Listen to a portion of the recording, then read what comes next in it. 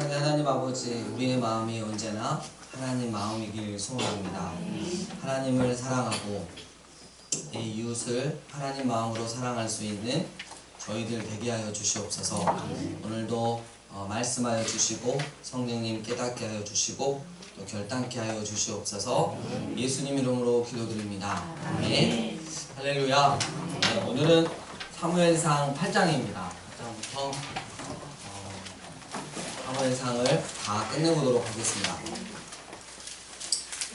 사무엘상 8장. 사무엘상은 1장부터 7장까지 주인공이 누구였죠? 네, 엄청난 거예요. 여러분들 알고 계십니다.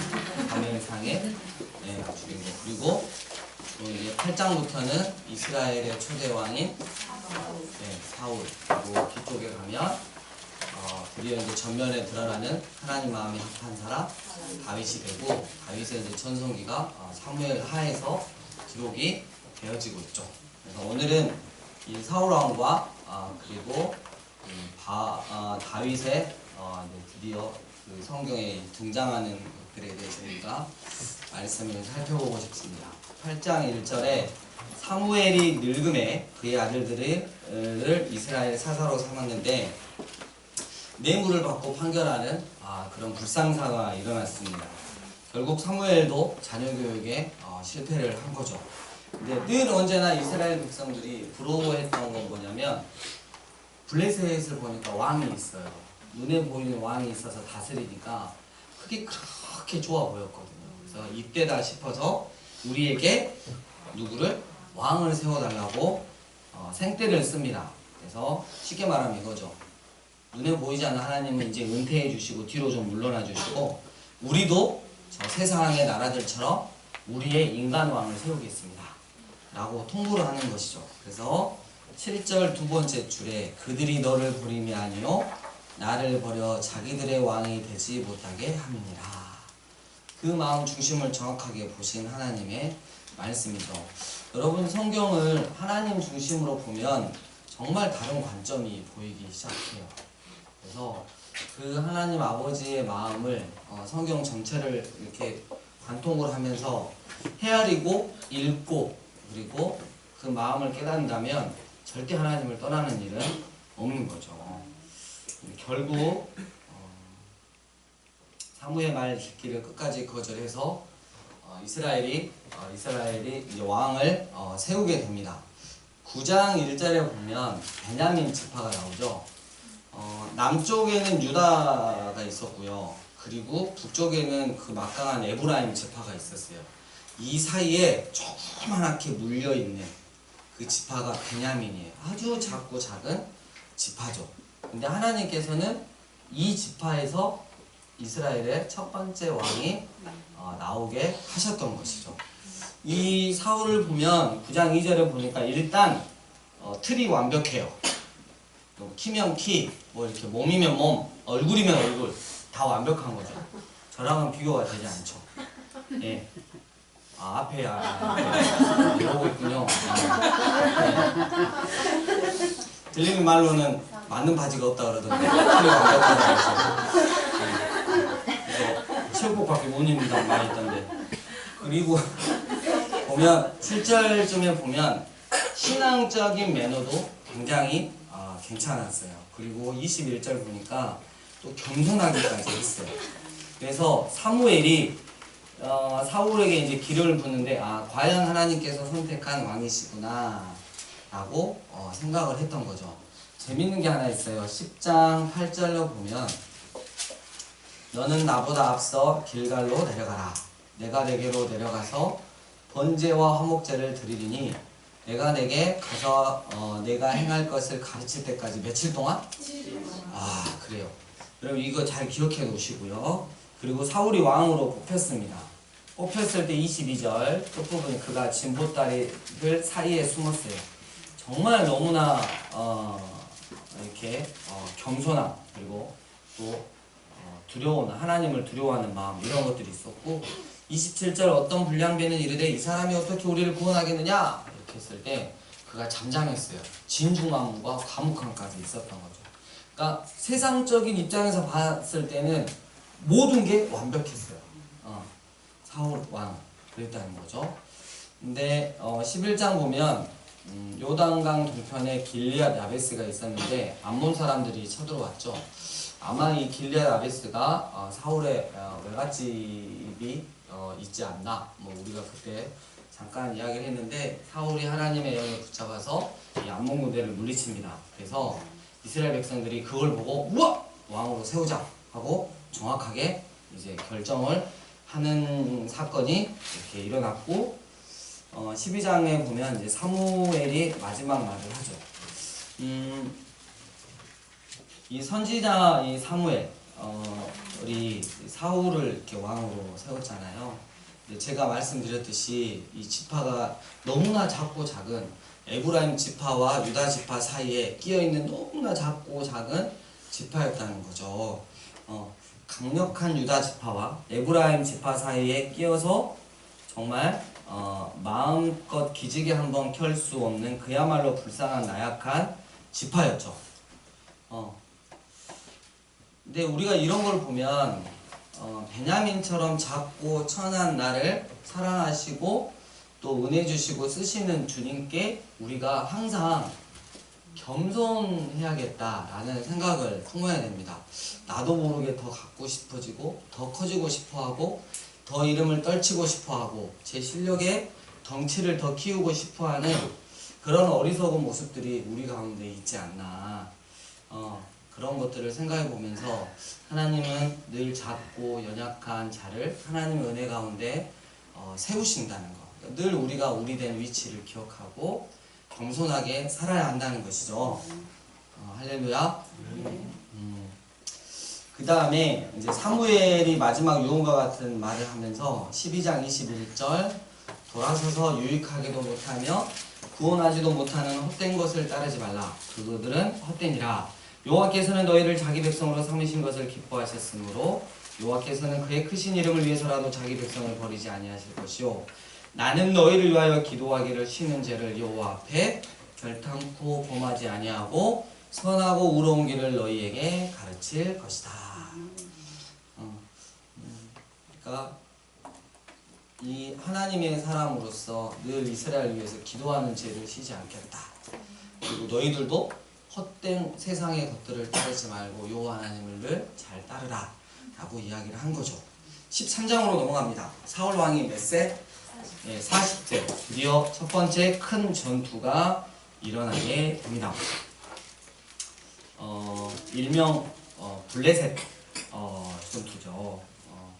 근데 8절에 사울은 사무엘이 정한 계한대로 이레 동안을 기다렸으나 사무엘이 길갈로 오지 않으며 백성이 사울에게서 흩어지는지라.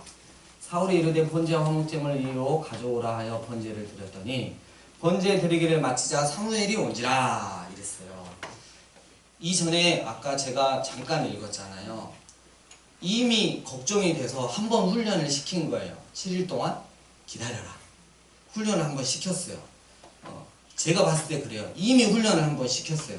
그리고 나서 7일을 다시 한번 기다릴 걸 명했는데 그때하고 지금하고 상황이 좀 달라졌죠. 여기 지금 전쟁 가운데 있는 상황이니까 한시라도 빨리 안 오면 너무 급한 거예요. 그리고 7일 마지막 그 순간까지 그 시간까지 기다려야 했음에도 불구하고 7일차에 모르겠어요. 단 몇 시간, 단 몇 분일지 모르겠지만 마지막까지 기다리지 못하고 반드시 지금 히브리 원어를 보면 반드시 사무엘이 드려야 할 그 번제인데 사울 왕이 드려버리는 거죠. 주관을 해서.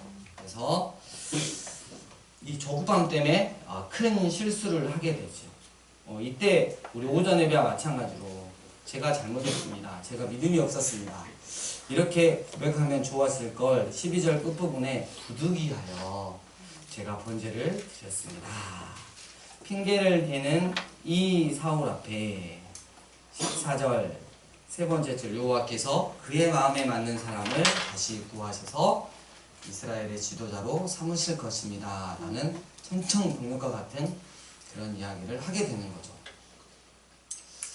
여러분 우리가 늘 하나님이 훈련을 시켜주시는데 그럼에도 불구하고 하나님의 때를 기다리지 못하고 무너지는 경우가 많다는 거예요. 근데 처음부터 그냥 무너지면 세상 사람이지만 대부분의 우리 교회 안에 있는 사람들이 기도한단 말이에요. 하나님의 뜻을 구해요. 특별히 막 새벽 기도도 가고 작정 기도도 하고 금식 기도도 한단 말이에요. 근데 마지막 그 순간까지 기다려서 하나님의 뜻을 헤아리고 하나님의 방법을 기다리는 여기까지는 거의 다 가지 못한다는 거죠. 여러분이 항상 이렇게 생각하실 때 나는 다 할 것 같아요. 하나님 마음에 합해. 아니요, 우리는 제가 봤을 때 거의 다 사울과 같아요. 사울과. 우리가 그것들을 그런 관점으로 보면 우리 안에 좀 적용시킬 게 많아요. 그리고 기도를 하는데 전쟁이다 무조건 이겨야 되는 거에다 초점을 맞추고 하는 거죠. 그러니까 내가 원하는 거에다가 초점을 딱 맞춰놓고 작전 기도로 들어간다는 거예요. 이러면 하나님의 응답이 정말 없죠. 우리가 이런 실수를 하지 않아야 된다는 거야. 얼마나 많은 사람들이 5분을 못 기다리고 1분을 못 기다리고 자기 뜻대로 기도하다가 자기 뜻대로 해서 하나님의 일을 그르치는 경우가 많았습니다. 그래서 우리가 여러분 저는 그래요. 마지막까지 하나님을 기다릴 수 있는 거 이게 정말 큰 믿음이더라고요. 그에 앞서서 먼저 해보려는 것보다 기다리는 게 훨씬 더 큰 믿음이더라고요. 그래서 우리가 좀 이걸 기억했으면 좋겠고요. 블레셋이 굉장히 강했죠. 14장 넘어가면 간단하게 설명합니다. 요나단이 누구예요? 네, 사울의 아들이죠. 믿음이 굉장히 좋았어요.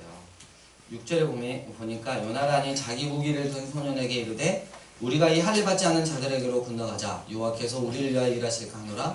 여호와의 구원은 사람이 많고 적음에 달리지 아니하였느니라. 그래서 징조를 구하죠. 그래서 바이트 딱 올라가는 거야. 야 너희들 이리 와라. 이러면 하나님께서 붙이신 거다. 근데 갔는데 괜찮아? 이리 와라. 너희들 가짜는 것들 둘이 왔냐.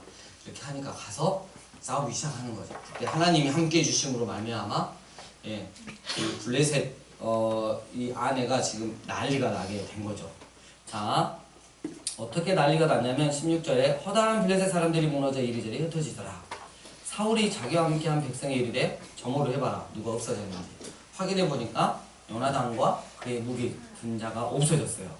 사울이 아히야에게 대제사장이었던 이르되 하나님의 궤를 이리로 가져오라 하니 그때 하나님의 궤가 이스라엘 자손과 함께 있습니다. 그리고 하나님의 궤를 대제사장한테 가져오라고 한 이유는 뭐예요? 하나님의 뜻을 묻기를 바랬던 거죠. 하나님 지금 쳐들어갑니까? 지금 싸웁니까? 맙니까? 이걸 물어보려고 딱 가져왔어요.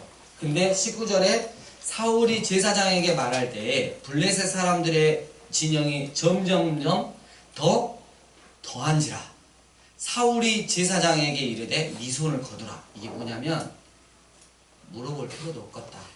보니까 저 완전히 끝났네. 가서 그냥 하면 끝나겠다. 야 저 치워라. 하나님의 복해 치워라. 그냥 이건 내가 가서 할 수 있다. 라고 말을 해버리는 거죠. 사울은 왜 이렇게 변했을까요? 불과 몇 분 전에 한 5분 전에만 설명할 때 모든 틀에서 완벽했던 겸손까지 갖추었던 자인데 어찌 이리 쉽게 변했을까요? 무엇이 사울을 이렇게 변하게 만들었을까요?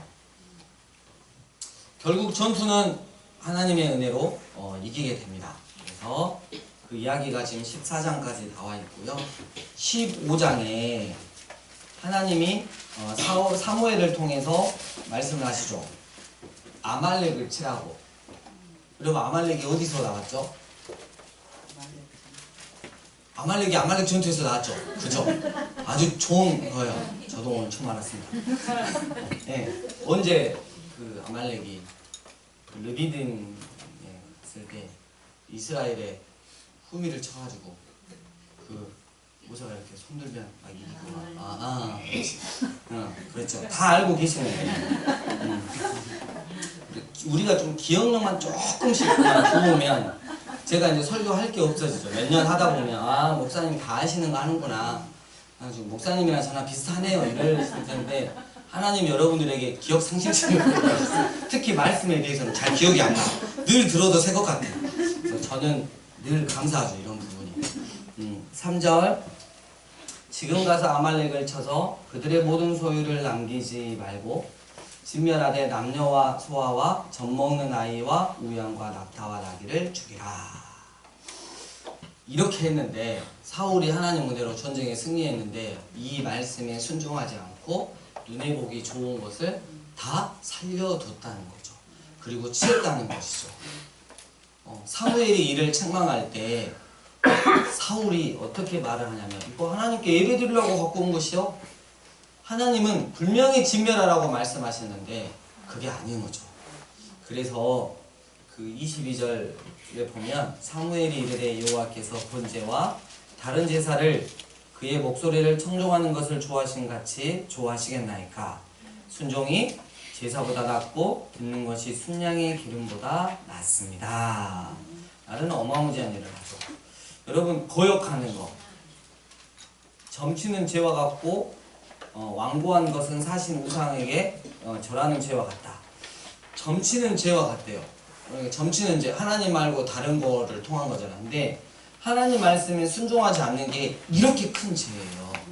여러분 우리가 윤리적이고 도덕적인 문제를 나무라기보다 더 큰 게 뭐냐면 하나님 말씀에 순종하냐 못하냐가 이게 더 하나님 앞에서 큰 죄라는 거죠.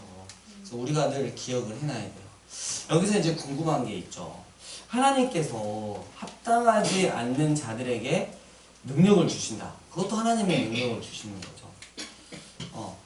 정말 궁금한 게 우리 한국의 사회나 한국의 교회를 보면 그들의 속사람은 뼈만 남아있는 시체와 같은 상태인데도 하나님의 능력을 주시는 경우가 되게 많다는 거죠. 답은 간단하지만 정말 충격적입니다. 때로 하나님은 합당치 않는 그릿에게 더 큰 권능을 부여해 주심으로써 결국 다른 이들이 그의 참된 존재, 즉 벌거벗은 내면을 보게 하시게 하시는 것입니다. 사울이 그 살아있는 증거가 되겠습니다. 이 말은 새 왕 이야기 진 에드워드, 저랑 성이 같은 그분이 하신 말씀입니다. 네, 그래서 저의 그 형님뻘 정도 되시는 것 같은데 아무튼 이거를 너무 제가 크게 와서 이렇게 적어놨어요. 그래서 정말 아닌 것 같은 사람에게도 큰 권능을 부여주신 이유가 뭐냐면 그 사람의 내면을 다 드러내기 위해서 그거 보게 하시는 거죠. 우리가 그걸 보게 하시는 거예요. 그래서 여러분 우리가 능력을 사모할 게 아니라니까요. 아까 오전에 우리 찬양했잖아요. 나 염려하지 않아도 내 쓸 것 아시니 나오지 뭐라 그러죠? 네, 주의 얼굴 구하게 하소서. 원래 그 영어 이 가사가 생략이 됐다 그랬죠. 나는 주님의 손을 구하는 게 아니라 주님의 얼굴, 주님의 마음을 구하게 하소서. 이 가사라 그랬잖아요. 정말 중요한 거예요. 여러분 우리가 능력이 없어서 이 세상을 못 이기는 게 아니라니까. 하나님의 얼굴을 못 구해서 항상 지는 거예요. 우리가 이걸 좀 잘 알았으면 좋겠습니다.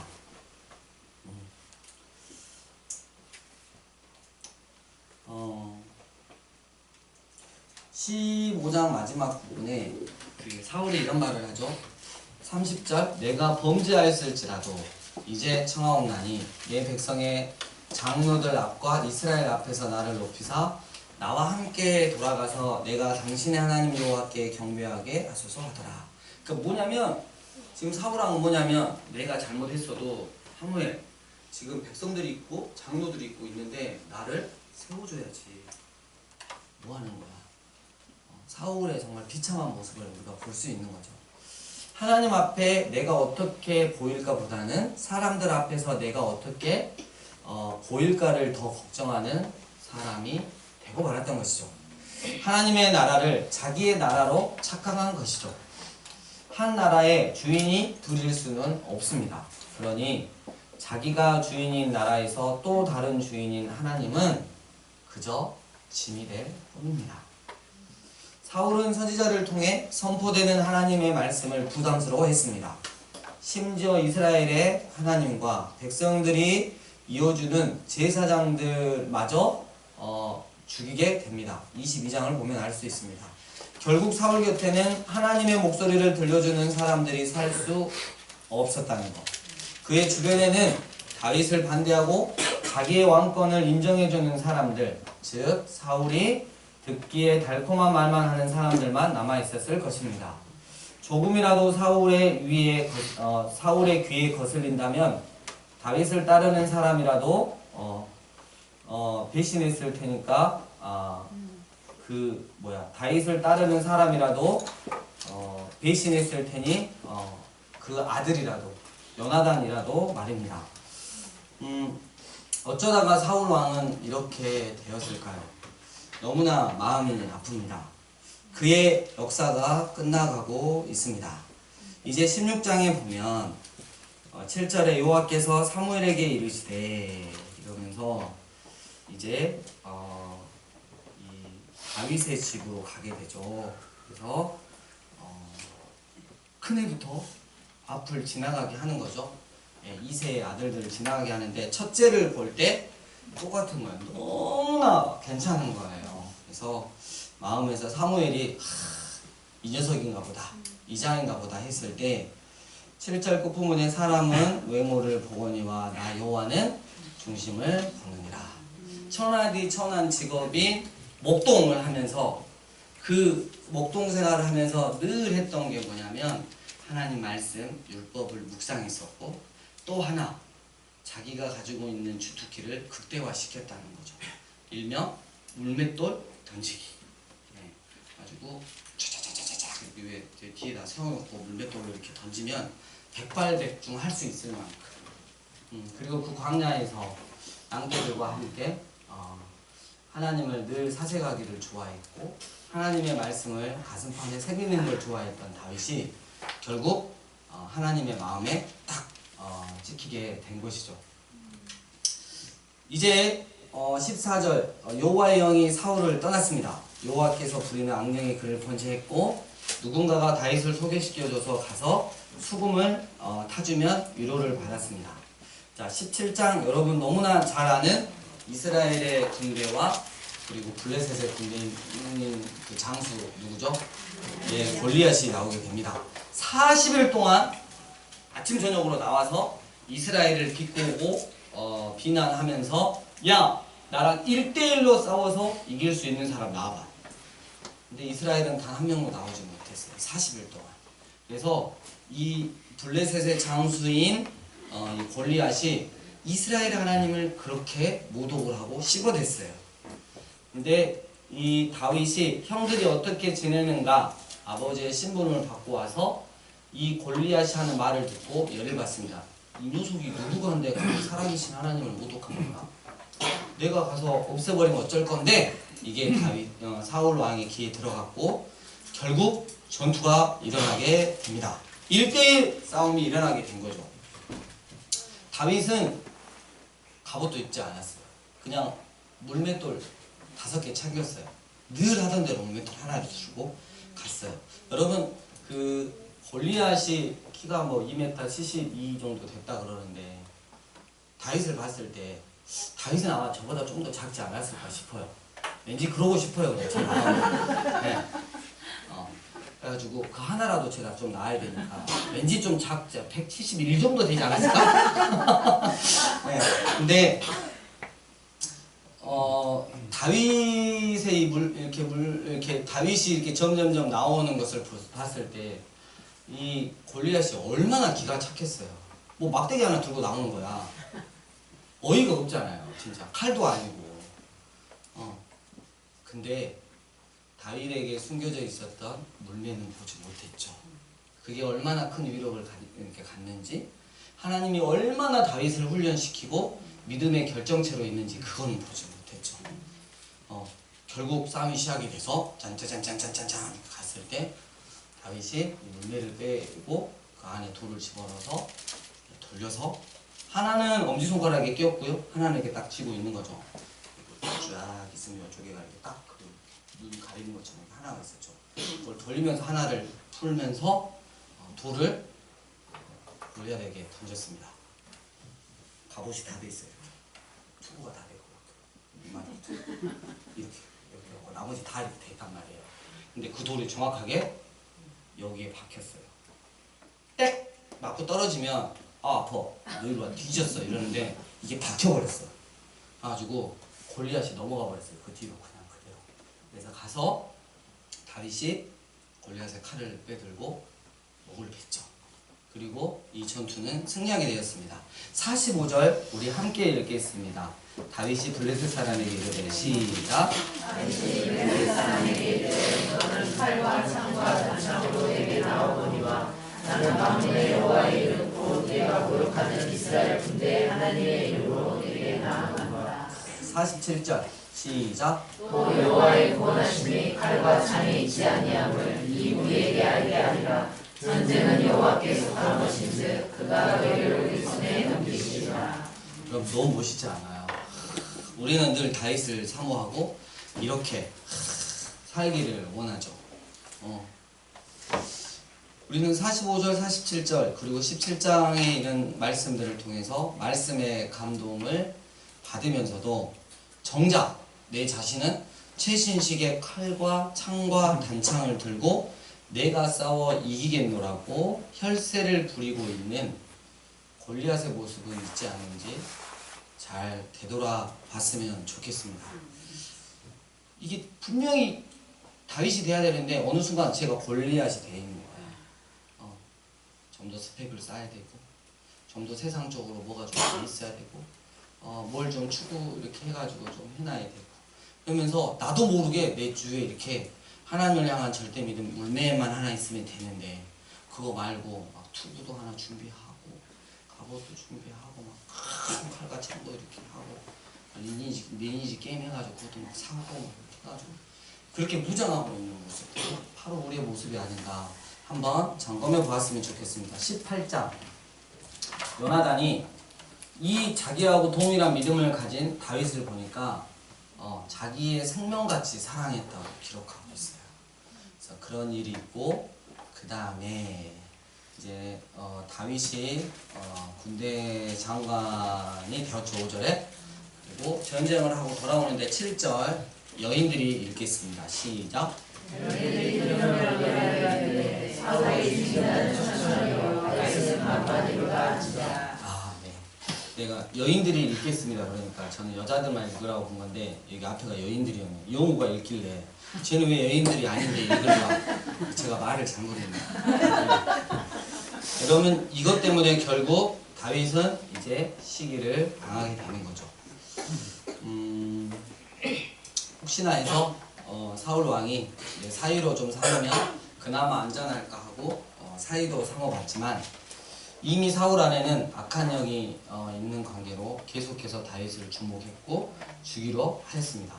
다윗이 이 광야 생활 그 1학기가 이렇게 전면에 블레셋과의 전투 전면에 나오기 전까지 정말 순수한 훈련의 과정이었다면 이제는 하나님의 약속대로 군대의 장을 삼으시고 이제 이스라엘의 통치자로 삼을 날을 기다리고 있는데 하나님은 아직 멀었다 하시면서 다시 한번 광야의 생활하는데 10대 중후반부터 약 23세까지 정말 그 목숨이 여러분 그냥 광야에서 그냥 이렇게 편하게 도망다니는 게 아니고 계속해서 다윗 왕이 죽이려고 쫓아다녀요. 그래가지고 허겁지겁 그래가지고 너무너무 무서우니까 어디까지 넘어갔다? 블레셋 땅까지 넘어가잖아요. 망명을 하잖아요.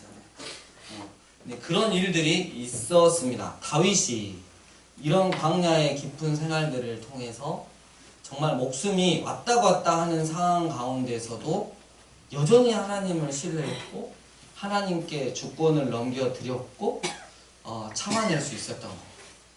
정말 엄청난 거죠. 우리는 그 다윗의 모습을 이제 말씀을 통해서 보시면 좋겠습니다.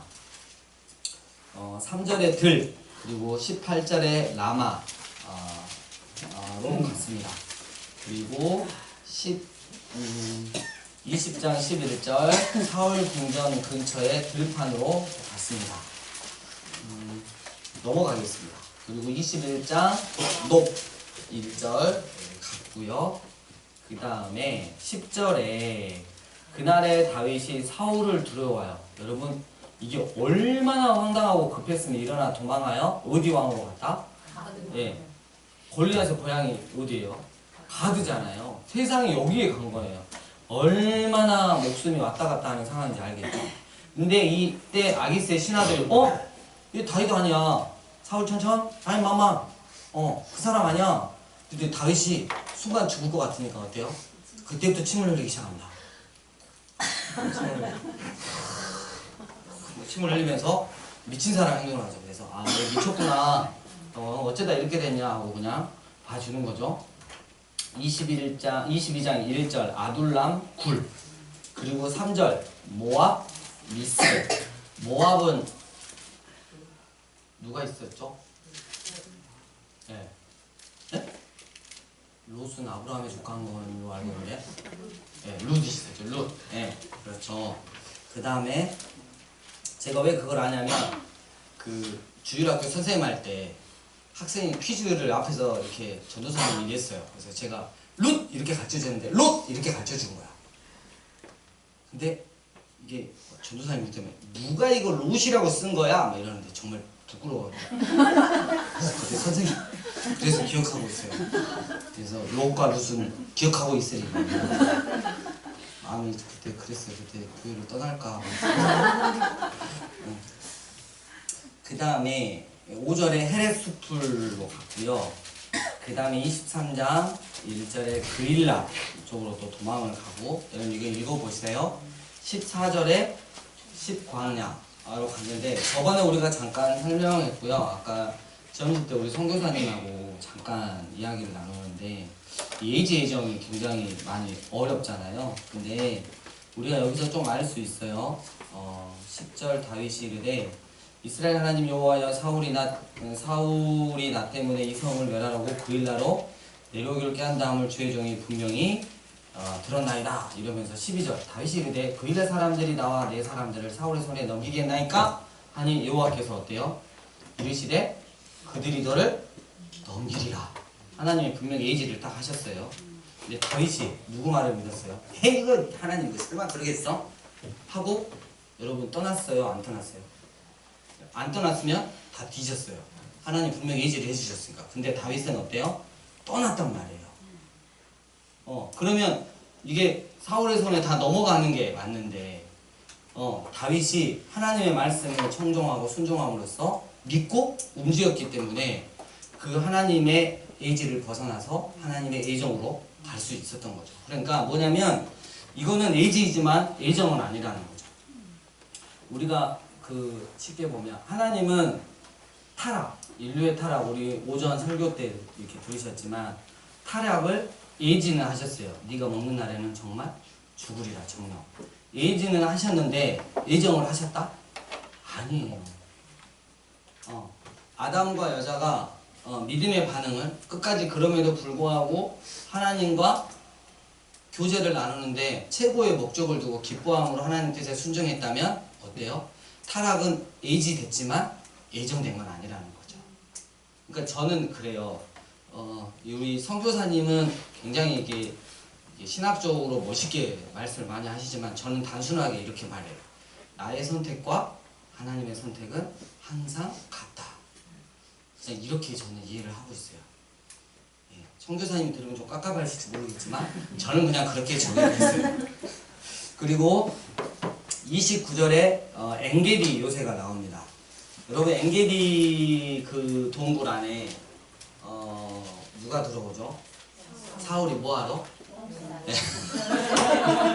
3절에 두건 뒤를 보러 들어오셨습니다. 이래야 되는데 왕인데 똥싸러 들어왔어요. 이건 정말 정확한 표현이죠. 네. 그래가지고 이때 사울을 따르는 이 400명에서 600명의 이 사람들이 하나님이 주신 기회다 하고 이때를 잘 이용해라 라고 이야기를 했죠.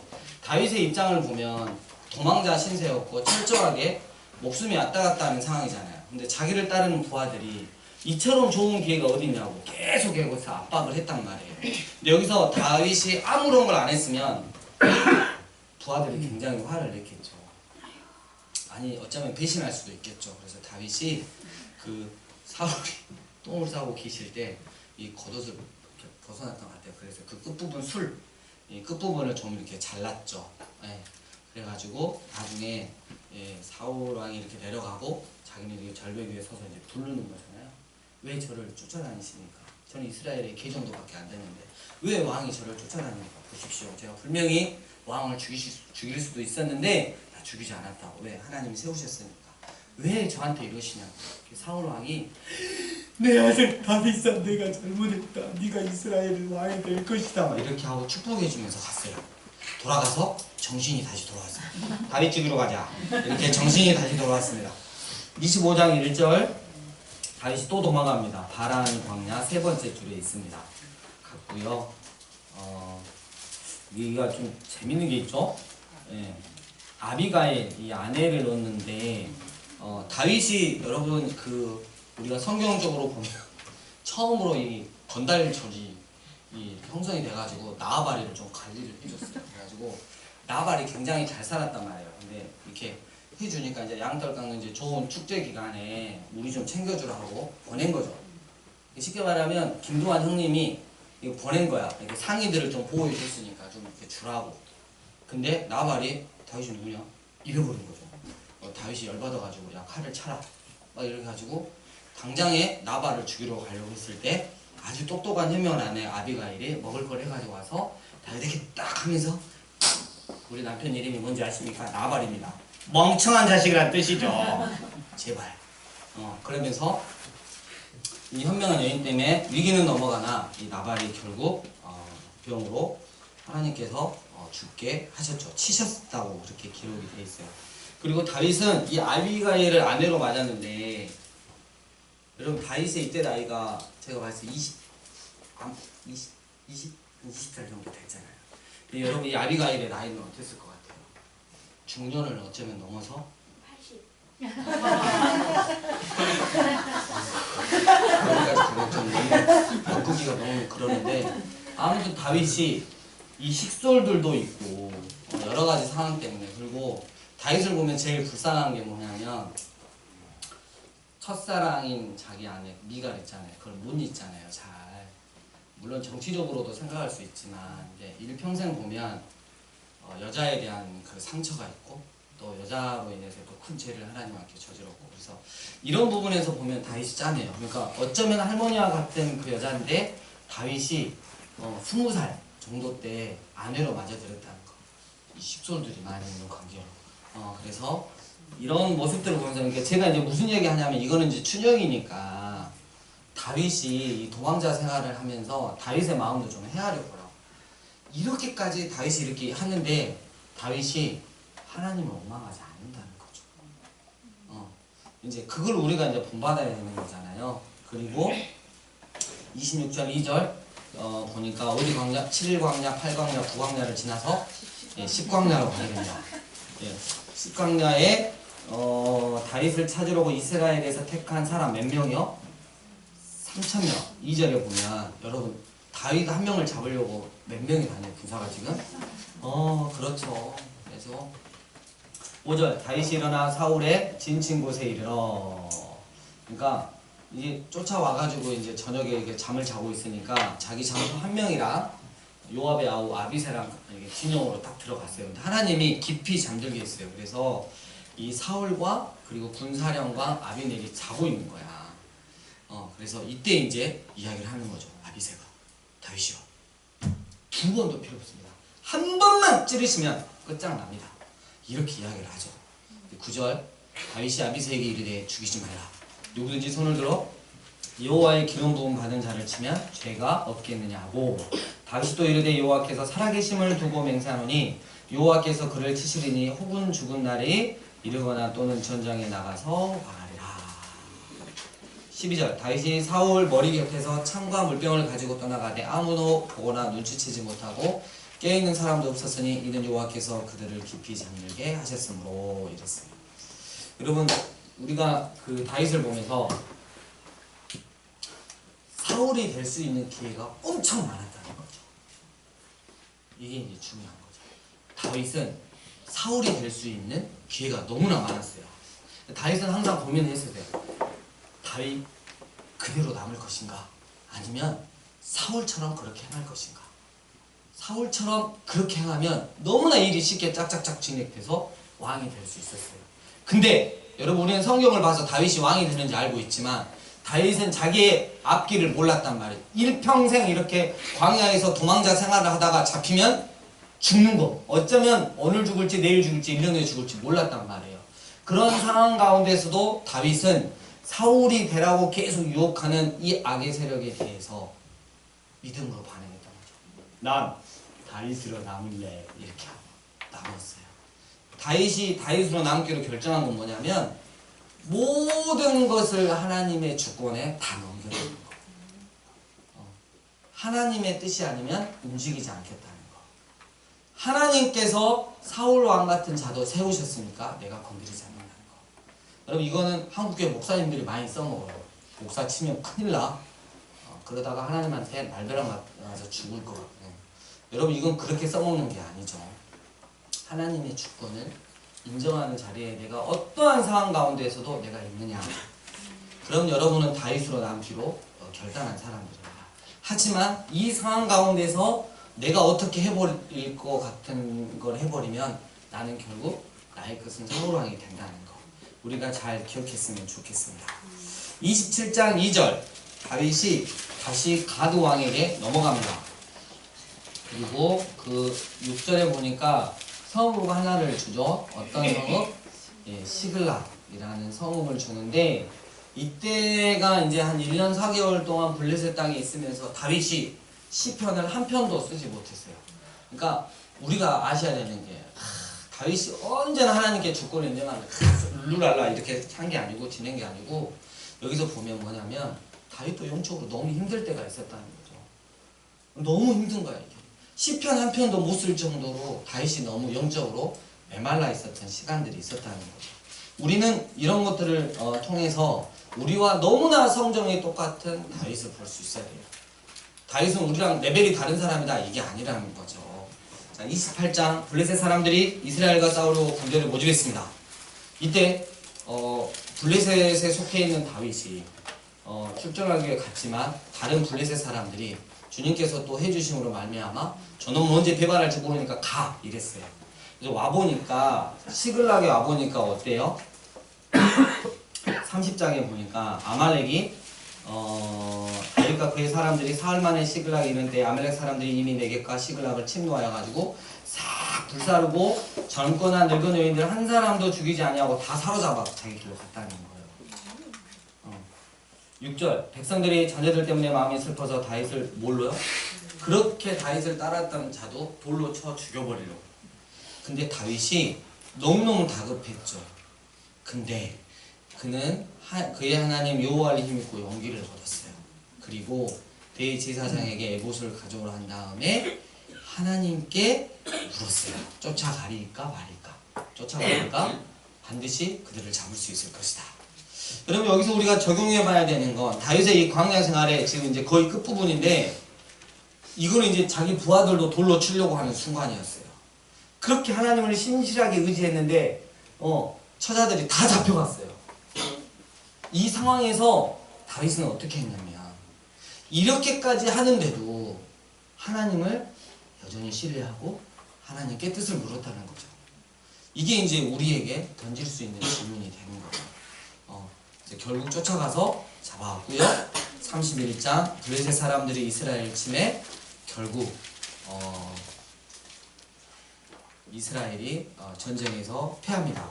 그래서 길보아 산이라는 곳에서 이제 사울과 아들 요나단이 죽게 됩니다. 그렇게 하면서 사울의 시대가 완전히 끝나는 사무엘상 31장이 되겠습니다. 여러분 사울로 가시겠습니까? 아니면 다윗으로 남으시겠습니까? 그 어떤 상황에서도 하나님을 신뢰하며 하나님의 뜻을 묻고 하나님의 때를 기다리며 하나님이 원하시는 그런 삶을 사시겠습니까? 이번 한 주 사무엘상을 또 읽으시면서 귀한 하나님의 은혜를 받아 누리시는 여러분들 되셨으면 좋겠습니다. 주님 가르쳐 주신 기도로 마치겠습니다.